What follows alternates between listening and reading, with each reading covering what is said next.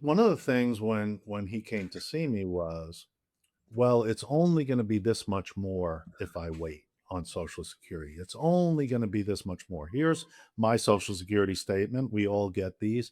And if you don't get these in the mail anymore, you can go to SSA.gov and create an account, and you can get in there and print your own. Sometimes they don't send them out anymore, but you can go and create your own. And one thing I want everybody to understand on these statements is that all these numbers here for each year, it shows you if you delay and wait and take it at a later date, how much more you'll get. All these numbers are wrong, all of them. How do I know? Well, these numbers don't have the cost of living increase factored in. And go back, you can just Google SSA or Social Security cost of living increases. Just Google that and look at what the cost of living increases were. A few years ago, I think we had a cost of living increase one year of 8.7% or 8.6%. If you go look at the list, you'll be surprised. I think this past year it was 2.8%. So there's been some pretty dramatic increases as far as cost of living over the last 6 years. And the average, if we go back and we look at the average over the last 10, 20 years, it's been about 2.4%. About 2.4% is the average cost of living increase. And none of that is factored into this sheet. So if you're trying to plan and you're trying to base it off of what the sheet says, well, the sheet's wrong. So you're basing it off wrong numbers to begin with. The other thing the sheet doesn't tell you is if I turn on my Social Security, how is that going to affect the IRA withdrawals I'm taking? And am I going to pay a higher tax rate on my IRA withdrawals? And that's the thing that I think a lot of people really overlook when it comes to tax planning. I mean, tax planning is really where we add a lot of value. Yes, investment planning is important and investments are important. I think there's a lot of people who are retired right now who have way too much money in the S&P 500.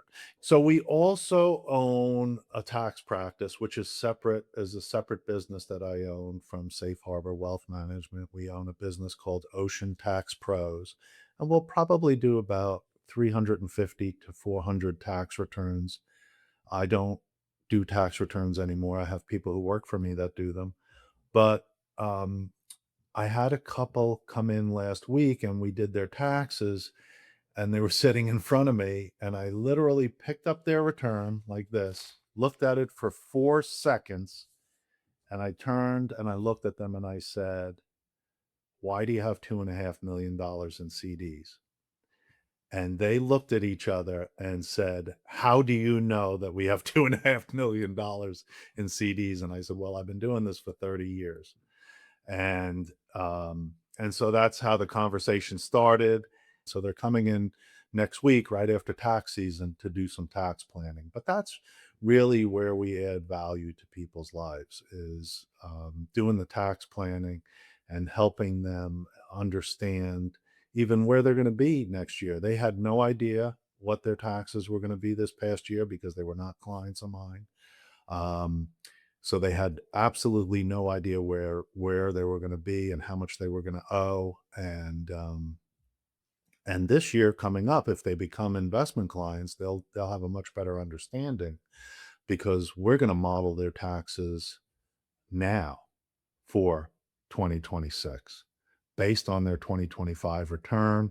We're going to talk about any changes that might happen this year in 2026, any additional income, any income that might be coming off the return, and then looking for opportunities where we can uh, have some of that interest income, which is taxed at ordinary income tax rates, uh, either come off the return or maybe be taxed as at a dividend rate instead, which is 15%, or at a capital gains tax rate, which is 15%, or just completely get it off the return, or get enough of it off the return to get them below the IRMA taxes that they're getting hit with.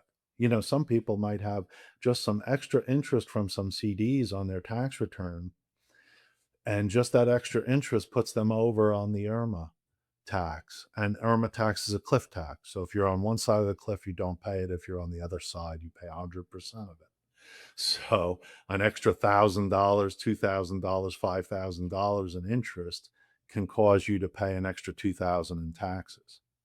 It doesn't seem fair, but that's the way it is. If you like this kind of content, please like and subscribe. We do this all day, every day for clients. And if you have questions about your specific situation, just shoot us a message.